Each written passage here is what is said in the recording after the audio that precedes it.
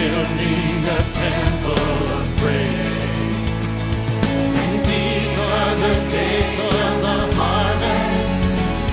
The fields are wide in the world, and we are your laborers in your vineyard. Declare The word of faith is the whip of grace in my hand. behold, he comes, riding on the clouds, shining like the sun.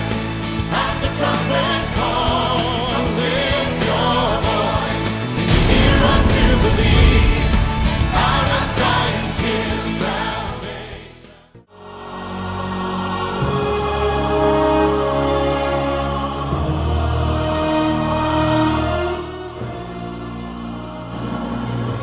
About 25 years ago, on May 1st, 1981, young brother David Oyedepo set out from Ilorin, southwest Nigeria, stopped over at Ondo town to see a friend, and later proceeded to see another Christian friend here in Ilesha.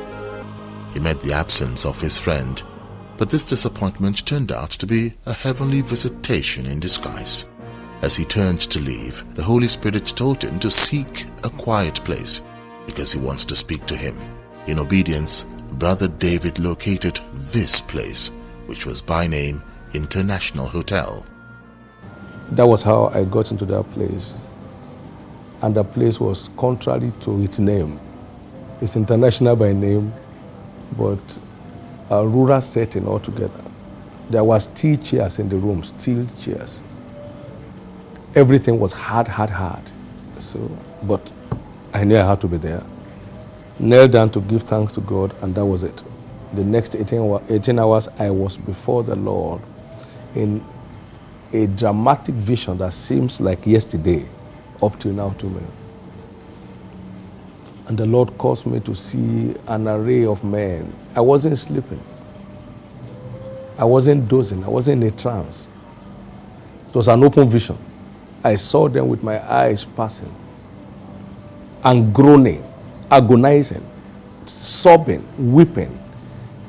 I saw them deformed, tattered, beaten, battered. And I was crying. The groaning was so intense that and I started sobbing myself and crying for hours on end. Why, Lord? Why, Lord? And he said, but from the beginning it was not so. But why, Lord? And now the hour has come to liberate the world from all oppressions of the devil through the preaching of the word of faith. And I'm sending you forth to undertake this task. That was how the mandate came. I rose up from that place. I was like a whirlwind. Exactly 7 days after, he called some of his friends for a vision sharing meeting, which took place at the then UMTC, right in the center of Ilorin, Kwara State. On the 24th of the same month of May, a weekly fellowship known as Faith Liberation Hour commenced at the Ekwa Youth Center, also in the city of Ilorin. It was held every Friday beginning from 6 p.m. and once every month a seminar would take place at the same venue and run till the better part of Saturday. And so great things began to happen, and the names Brother David and Faith Lib soon became household names in Ilorin. For 26 months between 1981 and 1983, a group of men and women known as the Powerhouse, under the leadership of the Visioner, engaged in ceaseless prayer and fasting in order to generate the spiritual force required to drive an heavenly vision of such magnitude. By 1983, a strong foundation had been laid. God then told his servant in these words, I would not have you go as others have gone, but I will have hands laid on you after the order of Joshua. For Joshua was full of the spirit of wisdom, because Moses had laid his hands on him. Send for my servant Adeboye, and I will have him lay hands on you.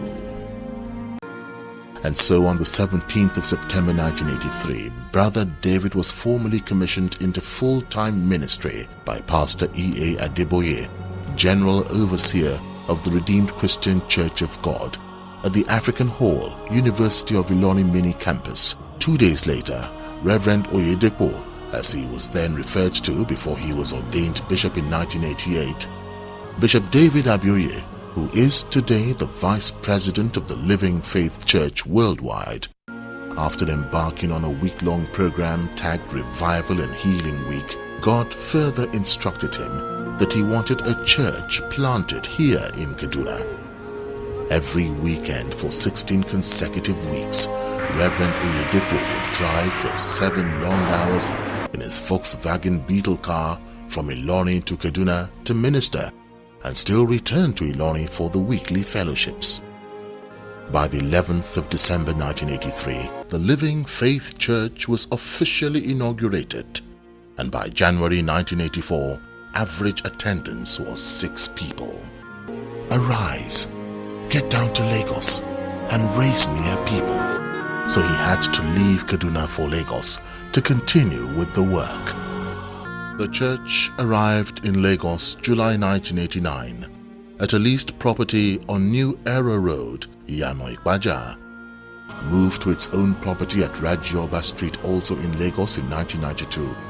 And by 1993, the weekly church attendance was already 3,000 worshippers. Again, his obedience to divine direction triggered a phenomenal explosion in the numerical growth of the church in Lagos. And so, from 3,000 in 1993, church membership leaped to 10,000 in 1994. And by 1995, it jumped to 19,000 worshippers.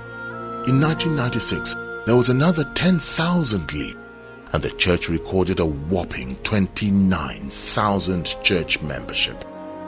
As at the last Sunday in Lagos in the year 1999, 5 worship services were being held every Sunday to cater for about 50,000 worshippers.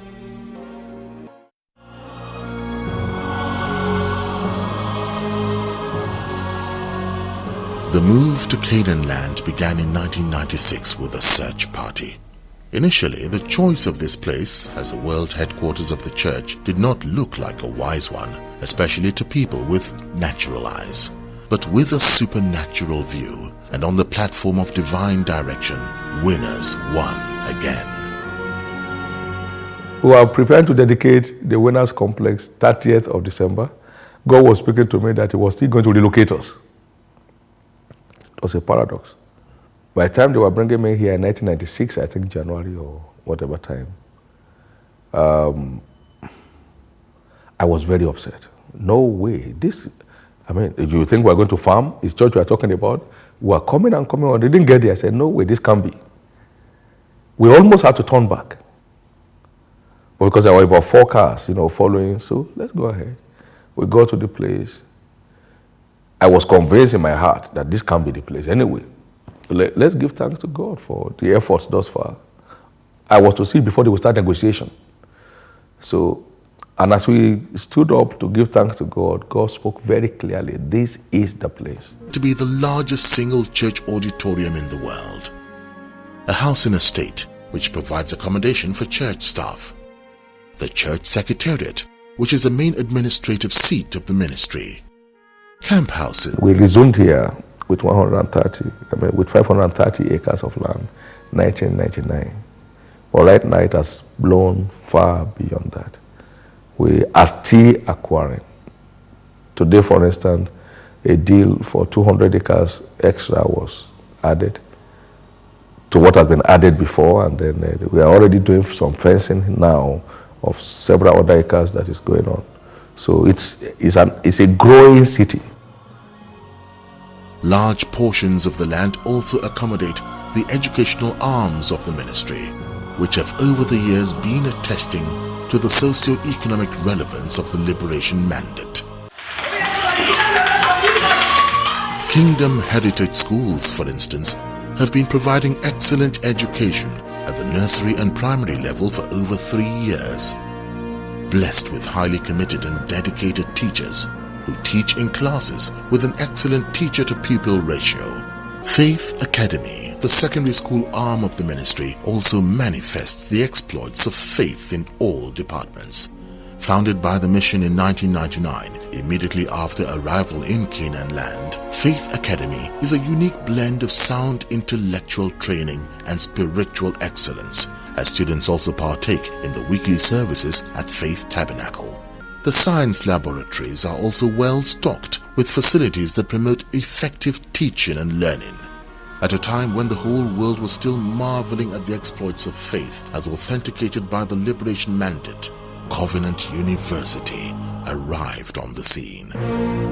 Since arrival, Covenant University has been spearheading a revolution in tertiary education, not only in Nigeria, but also on the continent of Africa, also known as a center for learning resources, stocked with tens of thousands of volumes of books, a massive 3-story college building, a state-of-the-art 2,500 seat capacity student cafeteria, a magnificent 5,000 seat capacity student chapel, 22 tastefully furnished duplexes for the professors' quarters, several blocks of senior staff quarters, each comprising 8 tastefully furnished 3-bedroom flats, 10 blocks of student hostels that provide accommodation for the over 6,500 students presently in the university, the College of Science and Technology, and several other structures. The university community also enjoys proper electrification with 24-hour provision of electricity. Academically, several laurels have been won by the university, including overall best in a nationwide accreditation exercise conducted in 2005 by the National Universities Commission. The encounter that led to the birth of the publishing arm came about on the 14th of February 1983 when Dr. Oyedepo was up in his study reading an article in a magazine called New Wine, and God's voice came ringing clearly. The words I have put in your mouth, the same commit into writing, and I will cause the same unction upon the spoken word to rest upon the written word, bringing about the same effect. Since then, Dr. David Oyedepo has authored over 60 different titles. Dominion Publishing House was commissioned in 1992 and has churned out over 5 million prints of Bishop Oyedepo's books as well as those of other anointed authors and speakers. In 1983, during one of our meetings, the Lord spoke to me and said, He will, through this ministry, raise the foundations of many other ministries. That immediately pointed to the fact that I will be involved in training of some sort. I knew that, and so as time went on, things began to unfold, and I knew that this has to be a special school, a school that will help people that won't have to be regular pastors to have spiritual stamina to take the lead in their various vocations and callings.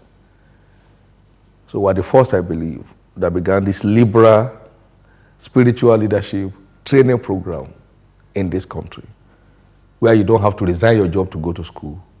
So we started by holding evening classes.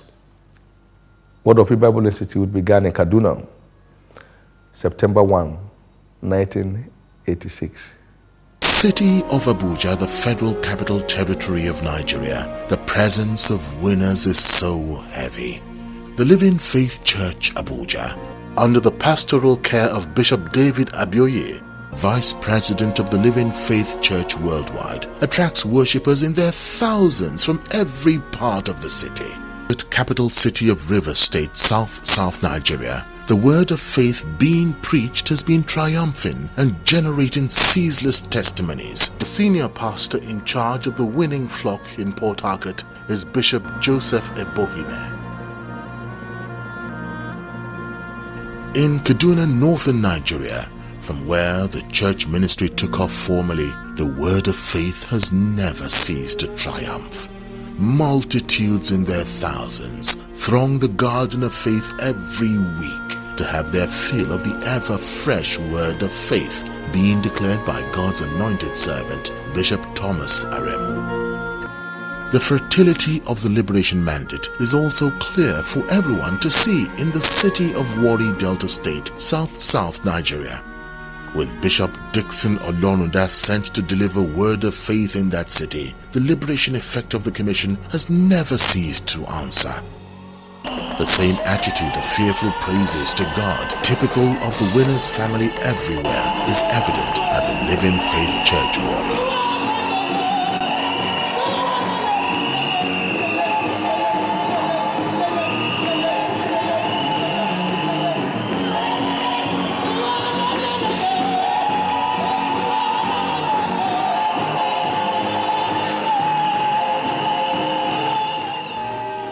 The authority of the word of faith being declared by Bishop Bulu Martins, senior pastor of the Ibadan branch of the church, cannot be denied, as testimonies keep pouring in and signs and wonders are becoming the order of the day.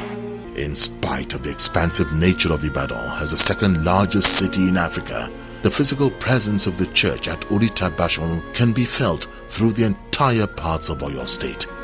Winners in their thousands, over 10,000, travel long distances to partake of any of the 2 worship services held weekly. Back in the city of Ilorin, where this heavenly vision was incubated and nurtured for 26 months before the church was divinely directed to Kaduna, the effect of the word of faith is still the same. Every worship service at the Winners Complex in Ilorin is characterized by an overflow of people, whether on Sundays or on weekdays. The anointed bearer of the word of faith at the branch of the church in Ilorin is Bishop Mike Afolabi.